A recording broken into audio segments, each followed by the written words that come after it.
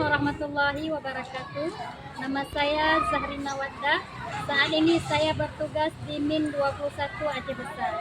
Sekaligus saya juga sebagai peserta PPG Daljak UIN Wali Songo Semarang tahun 2025.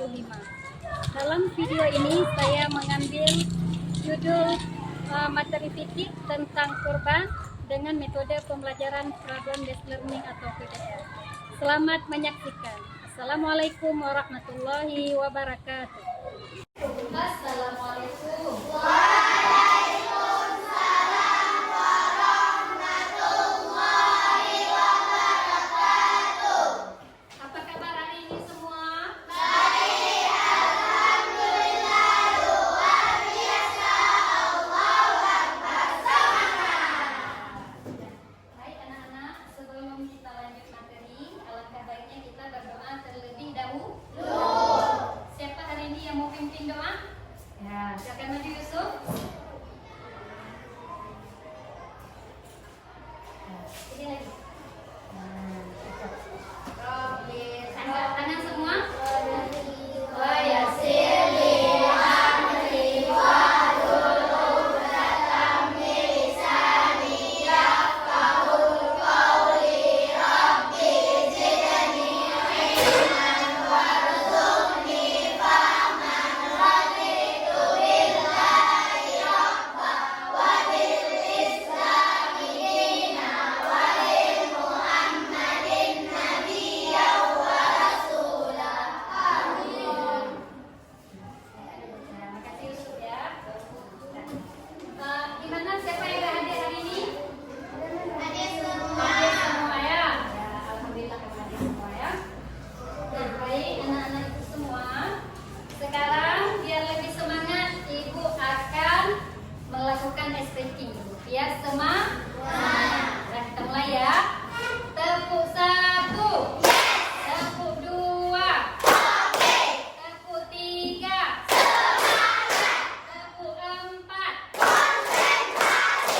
Tepuk 5. Semangat semua ya. Nah, sekarang Ibu ingin menanyakan dulu sebelum kita masuk ke materi yang baru. Kira-kira siapa masih ingat materi yang telah Ibu ajarkan minggu yang lalu? Ya, tentang kira-kira apa itu?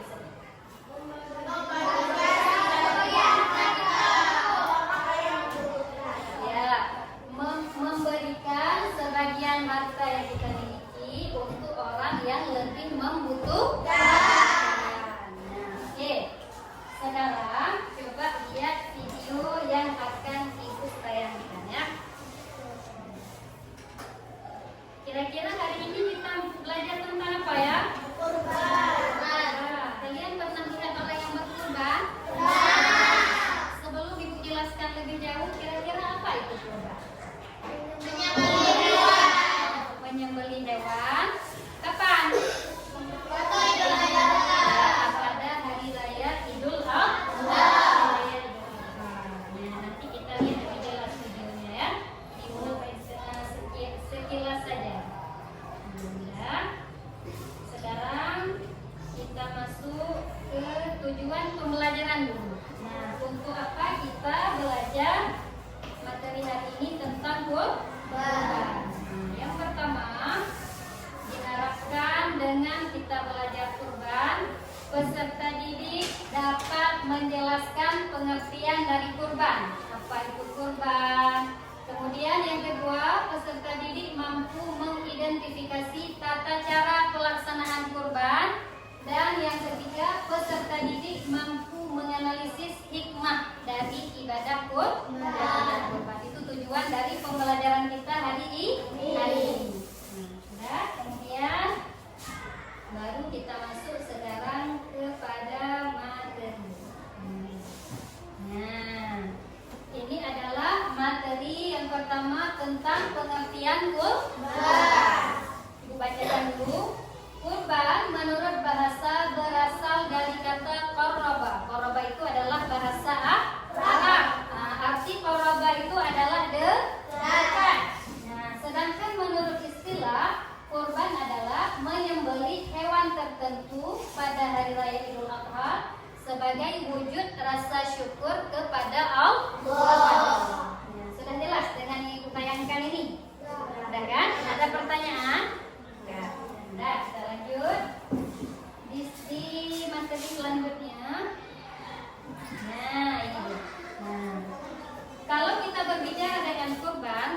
kurban ini erat kaitannya dengan salah satu surat pendek di dalam Al-Quran. Siapa tahu suratnya? Ya, surat Al-Kautsar. Yuk kita baca sama-sama sekali surat Al-Kautsar ya. Baca. Bismillahirrahmanirrahim. Inna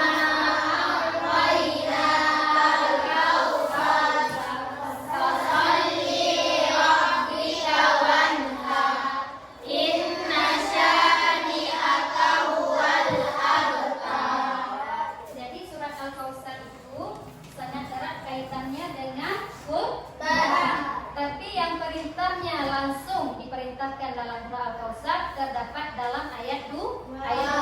Fasholli lirabbika wanhar, yang artinya maka laksanakanlah sholat karena Tuhanmu dan berkurbanlah.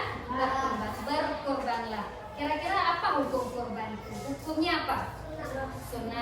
Sunnah muakkad. Kenapa sunnah muakkad? Muakkad itu artinya sesuatu yang sangat dianjurkan oleh Nabi Muhammad. Kita lanjut lagi.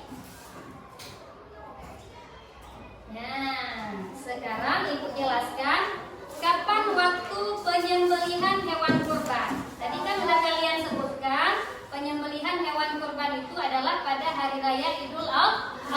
Namun kapan disembelihnya? Nah, dari tanggal 10 Zulhijjah. 10 Zulhijjah itu adalah hari pertama hari raya Idul Adha. Hari pertama hari raya Idul Adha mulai setelah sholat Idul Adha. Misalnya sholatnya selesai jam 9, berarti dari jam 9 kemudian terakhir penyembelihan dari tanggal 13 Zulhijjah waktu terbenam matahari. Kapan nak terbenam matahari?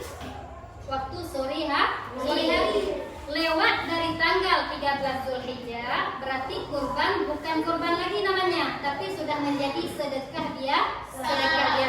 Ya, berarti batasnya 4 hari.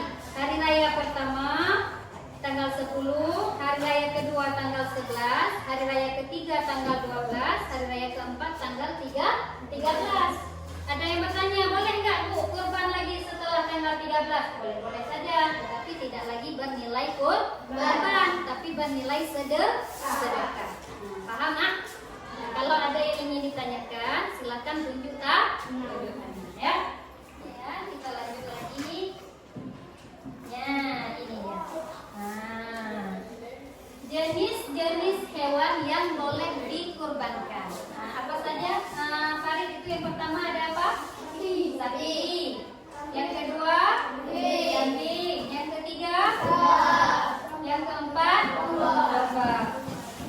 Abdalul, di situ kan kerbau nggak ada. Kira-kira boleh nggak hewan kurban berupa kerbau? Boleh ya, karena kerbau itu sama dengan sapi. Nah, inilah jenis-jenis hewan yang boleh dikurbankan. Misalnya ada ayam di rumah, boleh kasih jadi hewan kurban? Boleh. Nah, ayam tidak boleh. Apalagi yang bebek tidak boleh. Ini cuma 4 macam dan sejenisnya yang bisa dijadikan hewan kurban. Ya. Nah, ini dia syarat-syarat hewan yang boleh dikurbankan. Yang pertama, hewan yang tadi 4 macam itu badannya sehat dan tidak cacat. Arti cacat apa? Binatang tersebut tidak buta, tidak pincang, dan tidak sakit. Nah, kemudian syarat yang kedua adalah cukup umur. Bagaimana dikarenakan cukup umur? Nah, dari buku tampilkan di samping. Kalau unta minimal, arti minimal itu umur yang paling muda. Paling mudanya adalah 5 tahun. 6 tahun boleh? Boleh. Nah, kemudian kalau sapi minimalnya harus ada berumur 2 tahun. Kalau kambing 1 tahun. Kalau domba boleh yang berumur 6 bulan. Aska paham? Nah. Ya. Kalau ada yang tidak tanyakan, nggak apa-apa, tanyakan saja. Nah, kemudian ini ada tata cara penyembelihan hewan kurban. Siapa mau baca? Nah,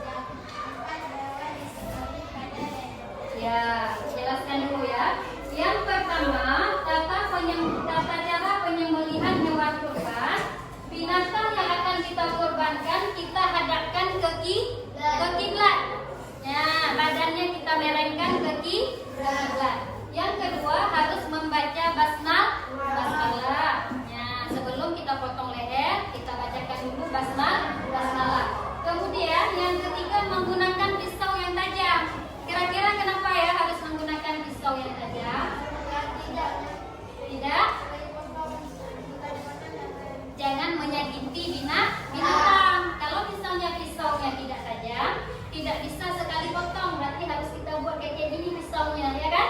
Nah, makanya disyaratkan pisaunya harus tajam. Kemudian syarat satu lagi, hewan kurban itu disembelih pada lehernya, pada urat leher harus putus. Nggak boleh disembelih di kaki, nggak boleh disembelih di tempat lain, harus di leher. Kemudian kita lanjut lagi, pembagian daging kurban. Nah, setelah disembelih, untuk siapa saja dibagikan daging kurban itu?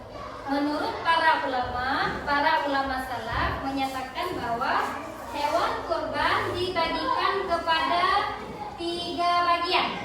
Nah, yang pertama dibagikan kepada orang yang berkurban. Misalnya kali ini Alfi yang berkurban.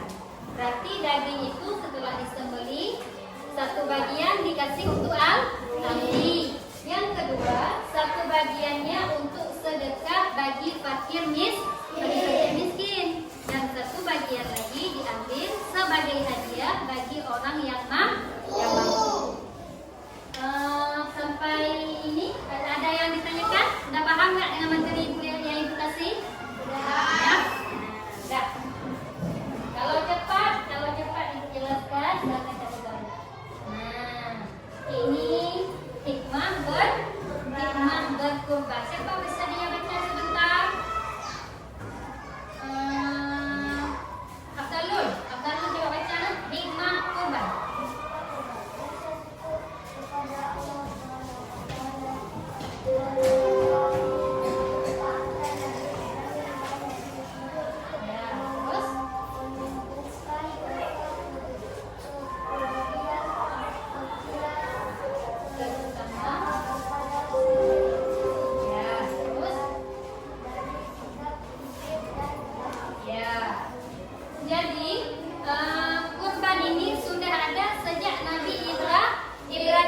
Ajaran kurban ini sudah ada sejak Nabi Ibrahim yang ada diperintahkan oleh Allah untuk menyembelih anaknya Nabi Ismail. Hikmahnya yang pertama rasa syukur karena Allah telah memberikan rezeki kepada kita. Yang kedua meneladani ketaatan Nabi Ibrahim dan Ismail. Yang ketiga menumbuhkan rasa kepedulian sosial terutama kepada fakir miskin. Dan yang keempat, terhindar dari sikap kikir dan tamak. Apa itu kikir, nak? Kikir itu adalah pelit. Kalau tamak adalah loba. Loba itu nggak cukup. Ada ini dengan itu, ada yang lain dengan yang lain lagi. Itu namanya loba atau rakus.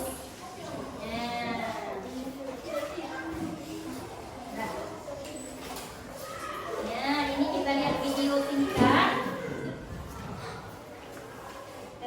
Penyembelihan hewan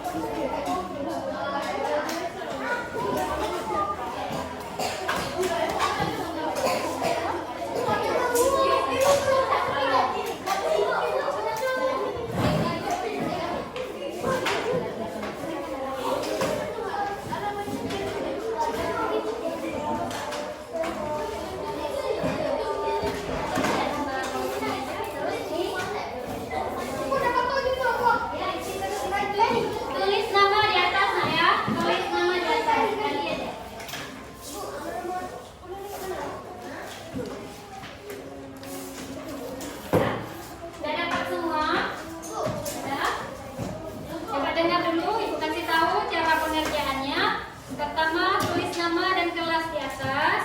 Ini dari 1 sampai 9 soalnya adalah soal kuis. Cukup disilang jawaban yang benar.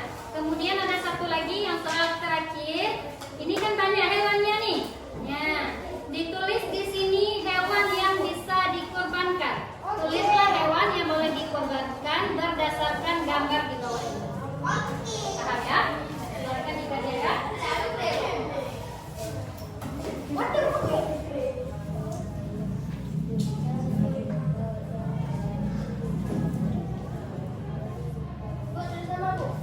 Tulis nama sama kelas. Lakukan perintahnya sekarang.